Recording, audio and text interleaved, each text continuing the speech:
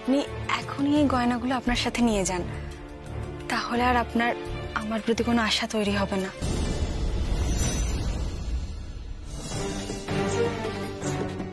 তোমার ঔদ্ধত্য আর সাহস থেকে আমি অবাক হয়ে যাচ্ছি। তোমার বুঝি জানা নেই যে এই বাড়িতে, এই বাড়ির সদস্যরা আমার সঙ্গে ওইভাবে কথা বলে না? আপনি তো আমাকে এখনো এই বাড়ির সদস্য বলে মেনেই নেননি। না মানে আপনার কাছে তো আমি এখনো এই বাড়ির সদস্য হয়ে উঠতে পারিনি। আগে আমি এই বাড়ির সদস্য হই, তারপর তো এই বাড়ির নিয়ম কানুন আমার উপর লাগু হবে। আসলে কি বলুন তো, আমি এই সোনার গয়না, শাড়ি এগুলো পরতে খুব একটা ভালোবাসি না। বিয়ের আগে মা জোর করে যেটুকু পরাতো সেইটুকুই। উমা উমা থাক না এসব কথা, থাক না বোন। উমা দিদিভাই থাকবে কেন? দেখ, উনি তো আমাদের গুরুজন, ওনার তো সব সত্যিটাই জানা দরকার, তাই না?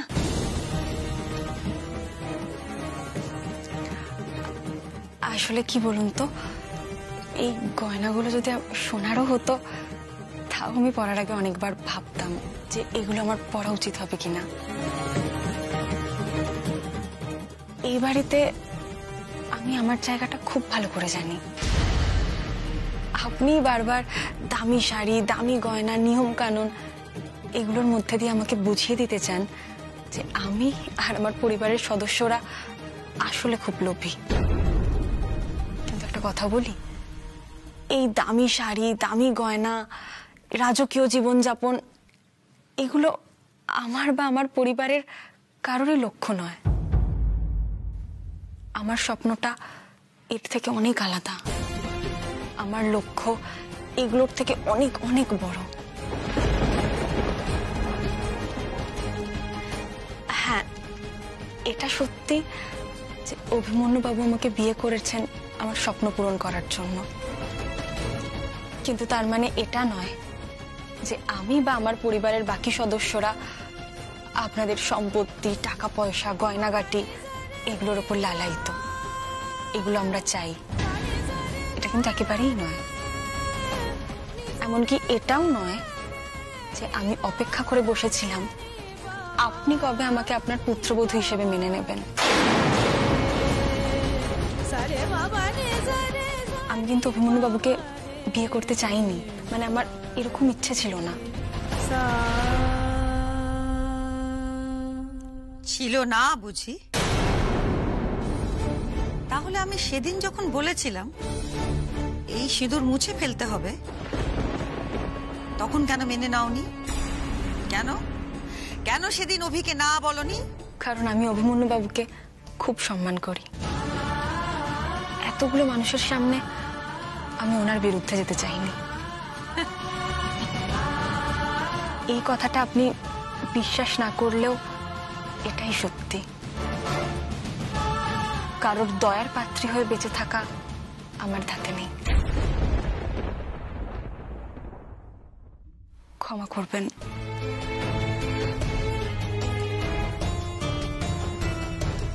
এই গয়নাগুলো আপনি নিয়ে যান, আমার প্রয়োজন নেই।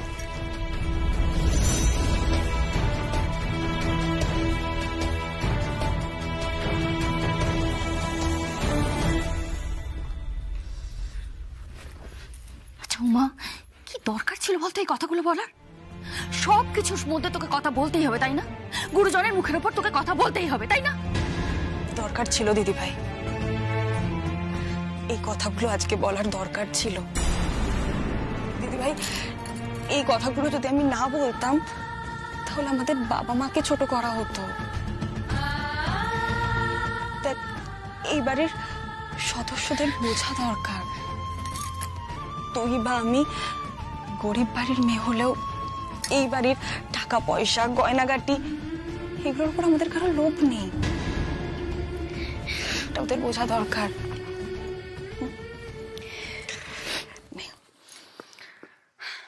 এই গয়নাগুলো আর এই শাড়িটাও তুই তুলে রেখে দে, আমি পরবো না। এই উমা, এই কি বলছিস তুই? তুই জানিস এই শাড়িটা বড় মা নিজে হাতে তোর জন্য কিনে এনেছে, ভালোবেসে। তুই যদি এই শাড়িটা না পরিস তাহলে বড় মার কষ্ট হবে না? তুই এটা চাস বল? অন্তত এই শাড়িটা তুই পর। আচ্ছা বেশ, এই শাড়িটা আমি পরবো, কিন্তু এই গয়নাগুলো আমি পরতে পারবো না দিদিভাই। ঠিক আছে। আলিয়া বোস এত সহজে মাঠ ছেড়ে চলে যায়নি।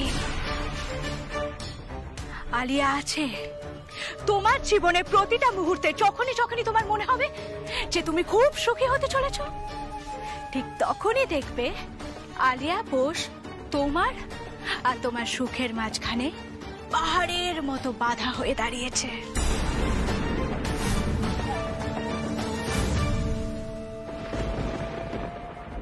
এই সংসারে তোমার যোগ্য বউ হয়ে ওঠা আর খেলার মাঠে যোগ্য খেলোয়াড় হয়ে ওঠা, এই দুটোর মধ্যে কোনো স্বপ্নই আমি পূরণ হতে দেব না উমা।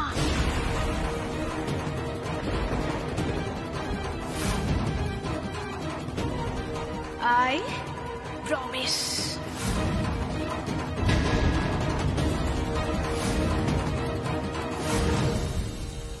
কিন্তু আমার মাঠে নেমে খেলার স্বপ্ন তো প্রথম আপনি পূরণ করেছেন, আমি তো খেলতে চাইনি। আপনি আমাকে জোর করে মাঠে নামিয়েছেন।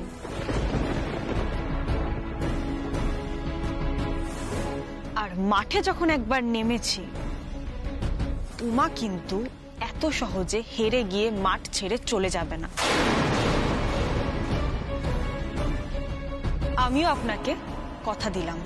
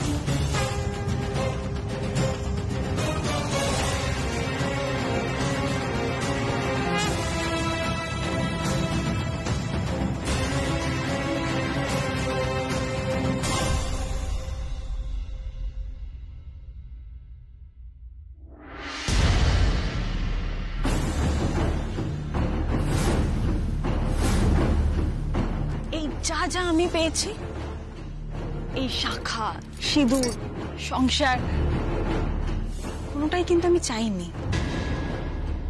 এই যে আমি অভিমন্যু বাবুর স্ত্রী হয়ে আচার্য বাড়িতে এসেছি, সেটাও কিন্তু আমি চাইনি। আমি কিন্তু এই কোনো কিছুর জন্যই লালায়িত ছিলাম না। এই সব ঘটনাই আমার জীবনে হঠাৎ করে ঘটে গেছে। কিন্তু ঘটনাগুলো যখন ঘটে গেছে, আমি তো তার থেকে মুখ ফিরিয়ে থাকতে পারবো না।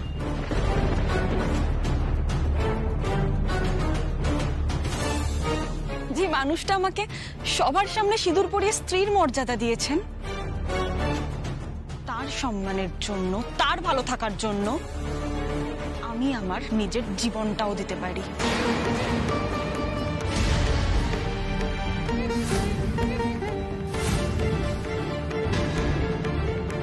তাই আপনাকে বলছি, অভিমন্যু বাবুর সংসার মানেই কিন্তু আমার সংসার, তার পরিবার মানেই আমার পরিবার।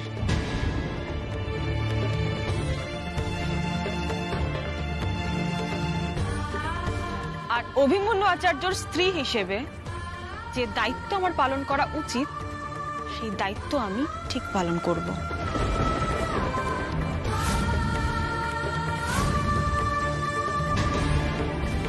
পৃথিবীর কোনো শক্তি আমাকে আটকাতে পারবে না।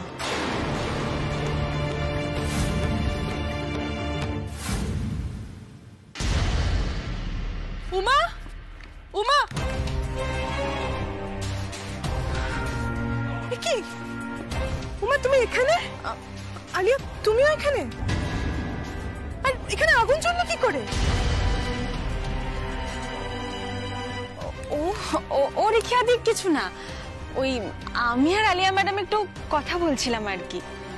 আর এই আগুন ওই শুকনো ডালপালা পড়েছিল তো, ওটাতেই আগুন লেগে গেছে।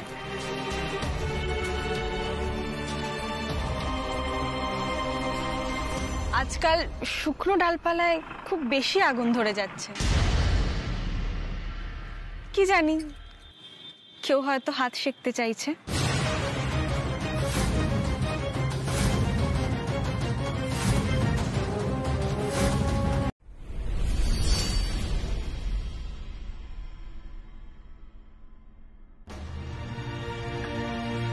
মনে খারাপ লাগা রাখবেন।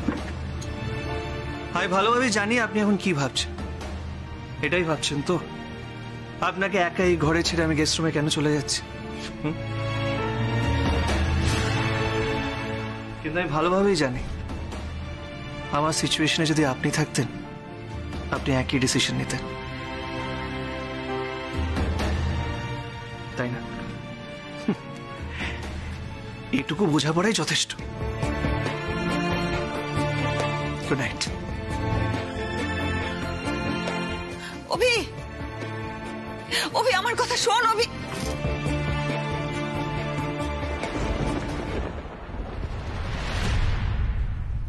কিরকম মেয়ে তুমি? কিরকম মেয়ে তোমরা? আবার ভালোবাসার দোহাই দাও। তোমার জন্য আমার ছেলেটা আজ কষ্ট করে গেস্ট রুমে থাকবে, তুমি একবার মুখ ফুটে বলতে পারো না? তোমাকে প্রথম দিন থেকে আমি দেখছি চুপটি করে দাঁড়িয়ে থাকবে কেন?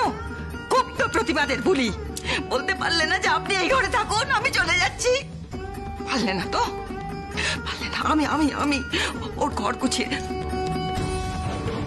এই ঘরটা এখনো অভিমন্যু আচার্য আমার ছেলের। হ্যাঁ, অমনি ঢুকে পড়েছো বলে আলমারি গুছিয়ে ফেলবে সমস্ত নিজের জিনিস দিয়ে, ভুল করেও ভেবো না। আমি বেঁচে আছি ওর মাম্মা, আমি ওর সমস্ত জিনিসপত্র এখান থেকে নিয়ে যাব, তারপর তোমার যা ইচ্ছে করো। আমার ছেলের ঘরের সাম্রাজ্য পাতো।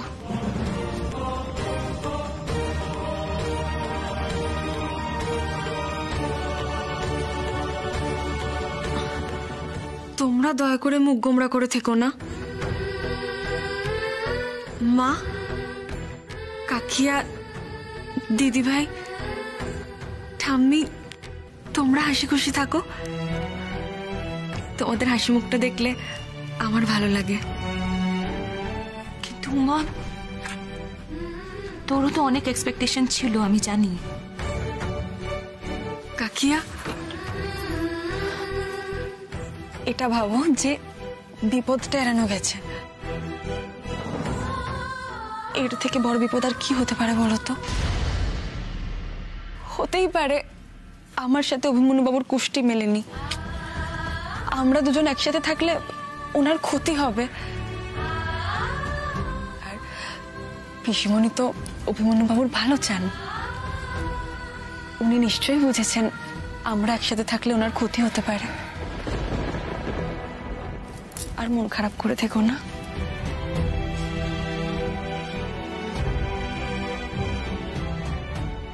মা,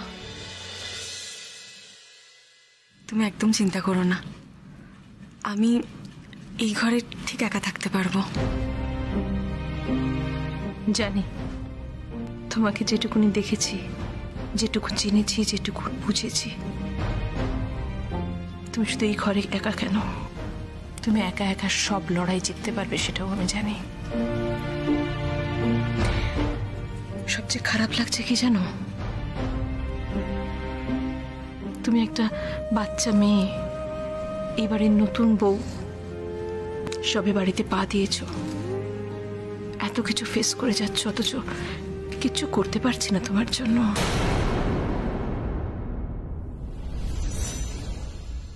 আমিও তো একটা মেয়ে, বুঝতে পারছি তোমার কতটা খারাপ লাগছে। আমায় ক্ষমা করে দিও তুমি, প্লিজ। কিন্তু এত কিছু তুমি কি সুন্দর হাসি মুখে ম্যানেজ করছো। খুব শক্ত মনের মেয়ে তো তুমি, তাই সবাইকে সামনে নিতে পারছো। তোমার ভেতরটা যে ফেটে যাচ্ছে সেটা তুমি আমাদের বুঝতে দিচ্ছ না। একদম বুঝতে পারিনি তোমার কষ্ট হচ্ছে, তাই তো? আজ যেটা তুমি করতে পারলে উমা, তোমার এই গুণ দিয়ে তুমি একদিন এই বাড়ির সবার মন জিতে নেবে।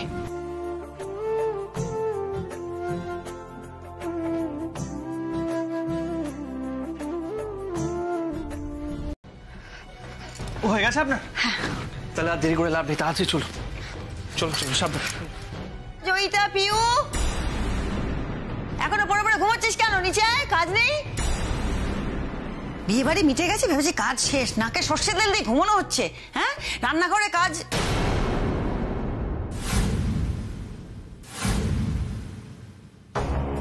বাবা, এ কি? হ্যাঁ অভি, এখানে কি হচ্ছে? কি করছিস এখানে তুই ওর সাথে?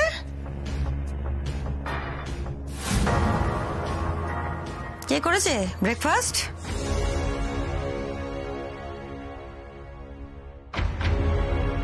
কে করলো ব্রেকফাস্ট? আমি।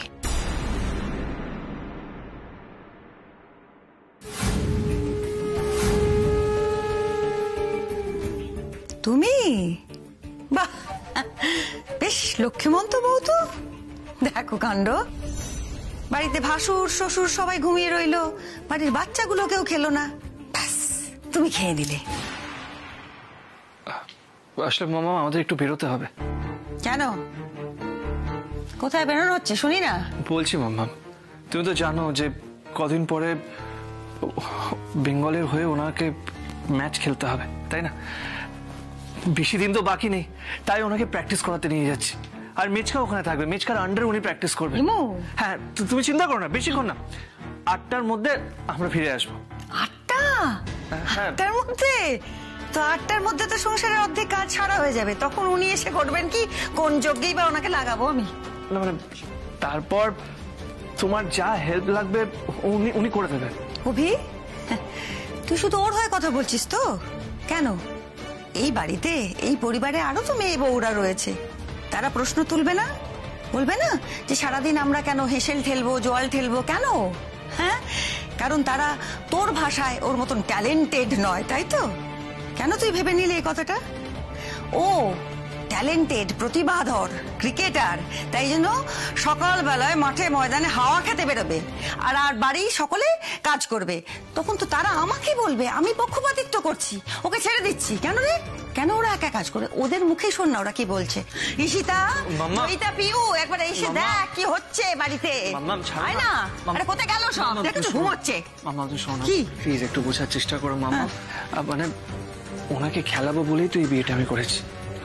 আর মানে বাড়ি, তারপরে বাইরে, মানে সবসময় ব্যালেন্স করাটা তো ওনার পক্ষে এটা ডিফিকাল্ট, তাই না?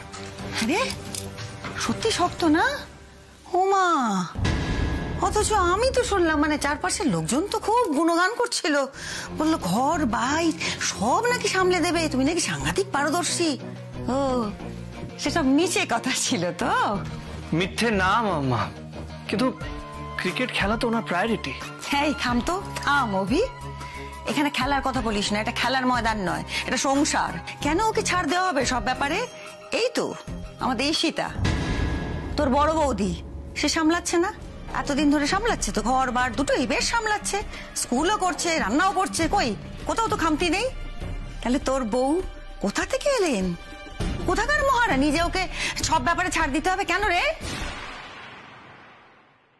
পিসিমণি, পিসিমণি কোনো প্রবলেম নেই, উমা যাক না। হাই, তুমি এত কথা বলছো কেন? বড়দি, আমরা তো এতদিন ধরে সবটাই সামলে নিচ্ছিলাম, তো আজকে ও এই কাজের জন্য প্র্যাকটিসটা ছেড়ে দেবে? দিদিয়া ছাড় না। পিউ, ছেড়েছি, অনেক ছেড়েছি এতদিন, এবার ছাড়লে না হাতের বাইরে চলে যাবে, এবার রাশ টানার সময় হয়েছে। আরে যে উমা, বলি একটা বিয়ে বাড়ি গেলে বাড়িতে কত কাজ তৈরি হয় জানো তো, কত কাজ পড়ে থাকে, সেসব ব্যাপারে তো কোনো ধারণা নেই, তাই তো? তাই জন্য তো শাশুড়ি জায়েদের কাঁধে সব জোয়াল চাপিয়ে ব্যাস নিজে ময়দানে হাওয়া খেতে যাচ্ছ, বাদাম খেতে যাচ্ছ। শোনো, এইসব কাঁধ থেকে নামাও তো, ঝোলাঝুলি নামাও। ব্যাগ তুলেছে কাঁধে, সংসার। এই জয়িতা, বলি আজ বাড়ি ধুতে হবে তো, এত লোকজন এলো গেল, বাড়ি তো ধোয়া হয়নি। আর তুমি ঈশিতা, জয়িতা, পিউ সবাই থাকবে, তুমিও থাকবে ওখানে, ওদের সাহায্য করবে, কেমন? মাত্র 2 ঘন্টার ব্যাপার, প্লিজ ওনাকে যেতে দাও মাম্মা।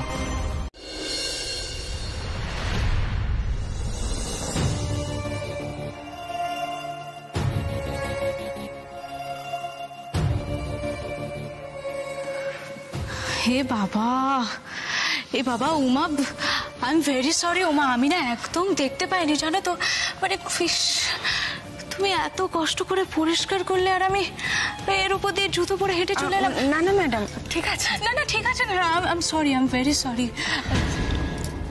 হে অভি, অভি আমি আসি কেমন? আমি এখান থেকে প্র্যাকটিসে যাচ্ছি আর তারপর আমি ওখান থেকে ডিরেক্ট বাড়ি চলে যাব। ওকে? ভালোই তো, বাড়ি যা। কি না মানে তোর বাড়ির থেকে ময়দান কাছে না, রোজ রোজ প্র্যাকটিস করতে তোর ইজি হবে, সেটাই বলছিলাম। উমা, আমি চলি তাহলে। আমার তো আবার সামনেই অস্ট্রেলিয়ার এগেনস্টে সিরিজ, বুঝতেই পারছো কতটা প্রেশারের মধ্যে দিয়ে যাচ্ছি। সারাদিন শুধু প্র্যাকটিস প্র্যাকটিস অ্যান্ড প্র্যাকটিস। অবশ্য এটাই তো উপায় ভালো পারফর্ম করার। আচ্ছা বাই দ্য ওয়ে উমা, তোমারও সামনে বেঙ্গল টিমে ম্যাচ না, মানে তুমি প্র্যাকটিস করছো না? আরে কি প্র্যাকটিস না করলে কি করে হবে? করো করো, প্র্যাকটিস করো। খুব টাফ কম্পিটিশন কিন্তু উমা, মানে ইউ নেভার নো, হয়তো সেখানে তোমার থেকেও কেউ ভালো খেলে বেরিয়ে গেল, হয়তো তোমাকে রিজার্ভ বেঞ্চে বসিয়ে রেখে দিল।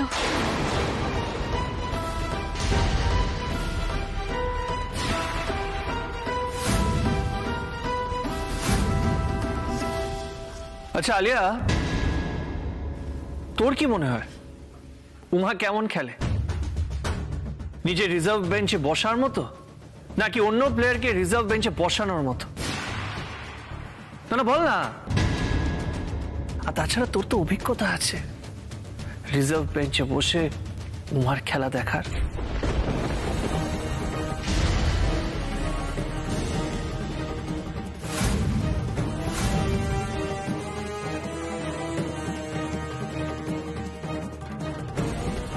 আমি চলি। সকাল সকাল আপনি আলিয়া ম্যাডামকে এত কথা শুনলেন কেন বলুন তো? সেই তো একদম ঠিক বলেছেন, মানে আমি কেন, আলিয়া তো ভুল কথা বলেনি, সত্যি কথা বলছিল। ও তো এটাই চেষ্টা করবে কি, তাই না?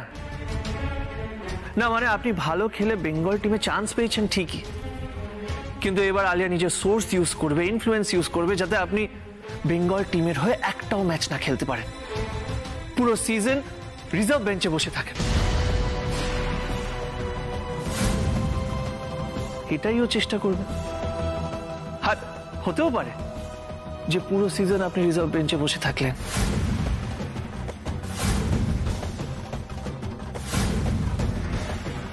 আপনাকে একটাও ম্যাচ খেলতে দেওয়া হলো না, তখন আপনাকে নিজের যোগ্যতা প্রমাণ করতে হবে না।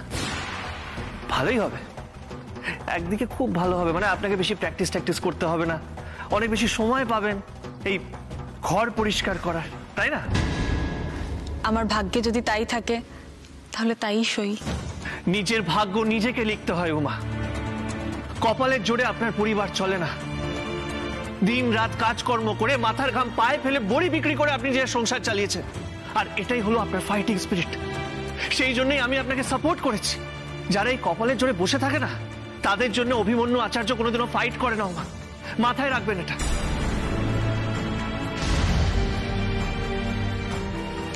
ফাইট করেও কি কপালের লিখন খণ্ডানো যায়? আমার কপালে যদি থাকে আমি মাঠে নেমে ম্যাচ খেলবো, আলিয়া ম্যাডাম সেটা কখনোই আটকাতে পারবেন না।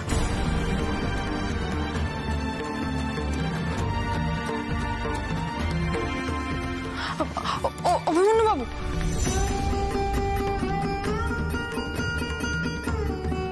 আপনি ভালো খেলে বেঙ্গল টিমে চান্স পেয়েছেন ঠিকই, কিন্তু এবার আলিয়া নিজের সোর্স ইউজ করবে, ইনফ্লুয়েন্স ইউজ করবে, যাতে আপনি বেঙ্গল টিমের হয়ে একটাও ম্যাচ না খেলতে পারেন,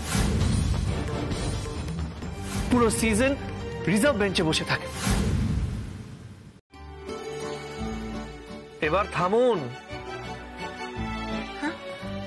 না, বলছিলাম নিজের নোককে একটু মুক্তি দিন, এবার ওতে এবার নিশ্চিহ্ন হয়ে যাবে। আচ্ছা, পেট ভরেছে? মনে হয় না আজকে লাঞ্চের কোনো দরকার। আর হ্যাঁ, নোক কিন্তু পুষ্টির আধার, এতে আছে মিনারেলস, প্রোটিনস আর এসেনশিয়াল ভাইটামিনস। আর নোকের অ্যাডভান্টেজও আছে, নোকের খাদ্য ভাণ্ডার যে কখনো ফুরিয়ে যায় না, নোক যে আবার গজিয়ে যায়। তাই খেতে থাকুন, এত ভাবতে হবে না। ধুর বাবা, মানে আপনি যে কি বলেন না, আমি মাথা মুন্ডু কিছুই খুঁজে পাই না। শুনুন, আপনি যে টেনশন করছেন, আমার কোনো কথারই মাথা মুন্ডু আপনি খুঁজে পাবেন না, বুঝলেন? আমি জানি আপনি কি ভাবছেন। এই ঘটনাটা যদি মাম্মাম জানতে পারে, তাহলে বাড়ি গিয়ে কুরুক্ষেত্র শুরু হয়ে যাবে, এটাই ভাবছেন তো? টেনশন করাটা কি স্বাভাবিক নয়? আপনি বাড়ির ছেলে হয়ে যেটা করতে পারেন, আমি বাড়ির বউ হয়ে সেটা করতে পারি না। আপনি না কিছুতেই আমার জায়গাটা বুঝতে পারছেন না। কে বলেছে আমি আপনার জায়গাটা বুঝতে পারছি না? পারছেন? তাহলে এটাও বুঝে নিন, পিসমণি আমার উপর সংসারে যে দায়িত্বগুলো দিয়েছেন, সেই দায়িত্বগুলো পালন করে তবেই আমাকে ক্রিকেট খেলতে হবে। আর বাই চান্স যদি মামা আপনাকে সারাটা দিন ব্লক করে দেয়, এত কাজ আপনার উপরে চাপিয়ে দেয় যে আপনি প্র্যাকটিসই না করতে পারেন, তখন? আমি জানি না। ওমা, জানি না বলে নিজের ক্রিকেটের প্রতি দায়িত্বটা আপনি এড়িয়ে যাচ্ছেন। ভুলে যাবেন না, বেঙ্গলে সিলেকশনই আপনার জার্নির শেষ না। আপনাকে ইন্ডিয়ান উইমেন্স ক্রিকেট টিমের হয়ে খেলতে হবে। একবার যদি ন্যাশনাল সিলেক্টররা আপনাকে সিলেক্ট করে নেয়, তাহলে আপনি জানেন না ওমা, আপনার ক্যারিয়ার পুরোপুরি চেঞ্জ হয়ে যাবে, একটা নতুন ডিরেকশন পাবেন আপনি। সুতরাং এই লুকোচুরি প্রয়োজন হলে চালিয়ে যেতে হবে, মাঝে মাঝে মিথ্যে কথাও বলতে হবে, মামামের চোখ ফাঁকি দিয়ে আপনাকে প্র্যাকটিস চালিয়ে যেতে হবে। এন্ড ডোন্ট ওয়ারি, আমি আপনাকে সবসময় প্রোটেক্ট করব, কিন্তু আপনাকেও চেষ্টা করতে হবে ওমা, বুঝেছেন?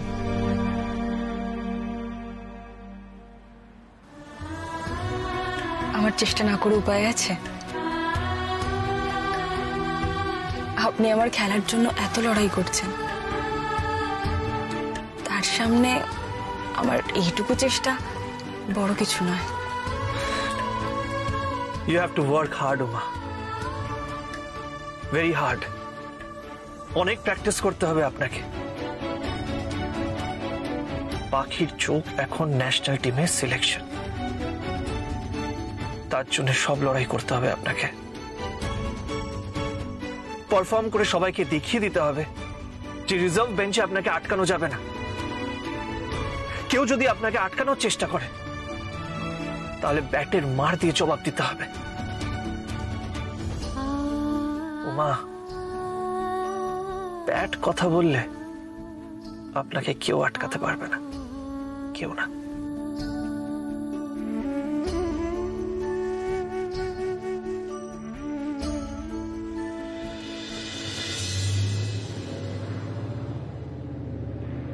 এনিওয়ে, থ্যাংক ইউ, আজ আসি। এক মিনিট স্যার, মানে একটা কথা জিজ্ঞেস করব, ইফ ইউ ডোন্ট মাইন্ড। বলুন না। বলছিলাম যে স্যার, উমা এখন তো আর দাস নেই, আচার্য হয়েছে। আপনার ছোট ছেলে ওকে বিয়ে করেছে, বাড়ির বউ একজন প্রমিসিং ক্রিকেটার, আর আপনি তাকে বসিয়ে দিতে চাইছেন। মানে কারণটা যদি একটু বলতেন। কারণটা খুবই সিম্পল, আমার ছোট ছেলে একদম বোকা, সমাজ সেবা করতে চায়, ওই যে গরিবের পাশে দাঁড়ানো। তাই হট করে উমাকে বিয়ে করলো, তাকে নাকি ক্রিকেটার বানাবে। তার মধ্যে সে ট্যালেন্ট খুঁজে পেয়েছে, তার পাশে দাঁড়াবে। এটা উমাকে বুঝতে হবে। ক্রিকেট কোনো গরিব মানুষের খেলা না, বড়লোক বাড়ির খেলা। যে কোনো গরিব এসে এই খেলা খেলতে পারবে না। আরেকটা কথা, ওদের মধ্যে কিন্তু কোনো ভাব ভালোবাসা নেই। জাস্ট একটা গরিব মানুষের পাশে দাঁড়াতে হবে বলে আমার ছোট ছেলে ওকে বিয়ে করেছে। That's it. আচ্ছা, এবার আমি সবটা বুঝতে পারলাম। আপনাদের ট্রেনিং তো এর মধ্যে শুরু হয়ে যাবে। মেয়েটাকে মার্ক করে রাখবেন। প্রথম দিন থেকে ওর কনফিডেন্সে এমন আঘাত দিবেন, প্লেয়ারদের সামনে এমন অপমান করবেন যাতে ওর কনফিডেন্স একদম ভেঙে যায়। ও যেন ক্রিকেট মাঠের দিকে কোনো দিন ফিরে না তাকায়। ও যেন ভালো করে বুঝে যায় যে ও বেঙ্গল টিমে খেলার যোগ্যতাই রাখে না। ওকে স্যার, আপনি একদম নিশ্চিত থাকুন। আপনি শুধু আমার ব্যাপারটা একটু কাইন্ডলি খেয়াল রাখবেন।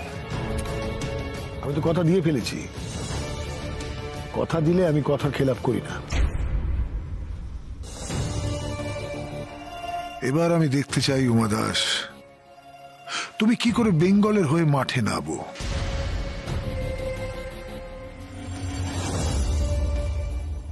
এখনো ফেরেনি? আমি অভিকে ফোন করেছিলাম। অভি বলল যে উমার প্র্যাকটিস মোটামুটি শেষের দিকে, ও উমাকে নিয়ে আসছে। কি মুশকিল বলতো, এখানে ঠাকুরজিকে সামলানো মুশকিল হচ্ছে তো। তাকে আটকে রাখা কি কঠিন কাজ সেটা তো তুই বুঝিস ছোট। সমানে বাড়ি যাব করছে, কিনা বাড়ির নাকি কোনো কাজ ঠিক মতন হচ্ছে না। কি বলি বলতো, আর অভিকেও বলি হারিয়ে যাই। তাড়াতাড়ি একটু ফিরে এলে পারে, জানে যে মাম্মামকে কোনো রকম ভাবে ম্যানেজ করা হচ্ছে। না না, তাকে আমি বুঝিয়েছি যে বাড়ির কাজ সব ঠিকঠাক মতন হচ্ছে, তুই চিন্তা করিস না ঠাকুরজি। কিন্তু কে কার কথা শোনে? সমানে তো বলছে যে এক্ষুনি বাড়ি যাব। হ্যাঁ হ্যাঁ, আমি তাই বলেছি যে বাড়ি নিয়ে একদম চিন্তা করিস না, সবাই তো আছে। তুই তো জানিস ওকে, কফি টফি কিচ্ছু খাবে না। আমি ওকে এটাও বললাম চল একটু কোথাও বেরোনো হয় না, ঘুরে আসি কোথাও থেকে।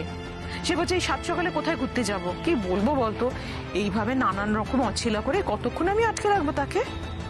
ও বাবা, শোনো না দিদি ভাই, আমি বলি কি, অভি তো বললো যে উমার প্র্যাকটিস শেষের দিকে, তো ওরা একটু পরেই বেরিয়ে পড়বে। তো তোমরা যদি এখন ওখান থেকে বেরিয়ে যাও, আমার মনে হয় না তোমরা ওদের আগে বাড়িতে ঢুকতে পারবে, তাই না বলো ছোটদি? ছোট বৌদি, ফোনটা আমাকে দাও তো। এনো ছোটদির সাথে কথা বলো। বড় বৌদি, তুমি দিদিয়াকে নিয়ে এক্ষুনি বেরিয়ে পড়ো। অভি তো বলেছে যে ওরা এক্ষুনি রওনা দিয়ে দিচ্ছে। আর আমাদের অভি তো ভালোই গাড়ি চালায়, এতটুকু রাস্তা ওর বেশিক্ষণ লাগবে না। তুমি চলে এসো তো, চলে এসো। আর কতক্ষণ এভাবে এদিক ওদিক ঘুরে বেড়াবে বলো তো? তাই না, তাই এরকম ভাবে উদ্দেশ্যহীন ভাবে কতক্ষণ আমি আটকে রাখি বলতো ওকে? তুই ভালোই বলেছিস, আমরা বেরিয়ে পড়ছি, একটু ধীরে সুস্থে যাব, পৌঁছে যাব। ঠিক আছে, আচ্ছা রে, রাখছি। আচ্ছা।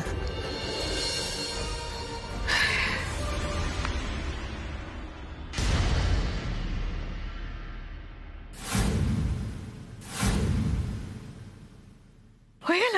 কি হয়ে গেল? কফি খাওয়া। কফি? তুই কি ভাবছিস 1 কাপ কফি আমি 1 বছর ধরে খাবো? কি রে, তুই আশা করছিলি যে আমি একটু দেরি করে আসি? দূর, এমন সব কথা বলিস না তুই। না না, আমি আর কথা কোথায় বললাম? কথা তো তুই বলছিলি, তা আবার ফোনে লুকিয়ে লুকিয়ে। কার সাথে রে? হ্যাঁ রে, লুকিয়ে লুকিয়ে কথা বলার বয়স বুঝি আমাদের আর আছে? ফোন করেছিলাম পিউকে, বাবার ব্লাডটা নিয়ে গেল কিনা, মায়ের ওষুধগুলো ঠিকঠাক মতন দিয়েছে কিনা, এইসব জিজ্ঞেস করছিল। বুঝিসই তো, বাড়ি ছেড়ে বেরিয়ে আসার পরও সারাক্ষণ বাড়ির চিন্তাই মাথায় ঘুরতে থাকে। তাই বারবার ফোন করি। আর ছাড়ো সব কথা, চল এবার বাড়ি ফিরে আয়। হ্যাঁ চ। এই দাঁড়া দাঁড়া, 1 মিনিট দাঁড়া তো। কি হলো? তুই তো আসার পরপরই ফোন করলি না পিউকে? জানতে চাইলি যে বাবার ব্লাড যে নিতে আসবে সে এসেছে কিনা। তো আবার ফোন করলি কেন? আবার জানতে চেয়েছিস কেন? এই রে, সকালবেলা ব্লাড টেস্টের কথাই বলেছিলাম না, আমিই ভুলে গেছি। এইবারে তো আবার সেটা ম্যানেজ করতে হবে।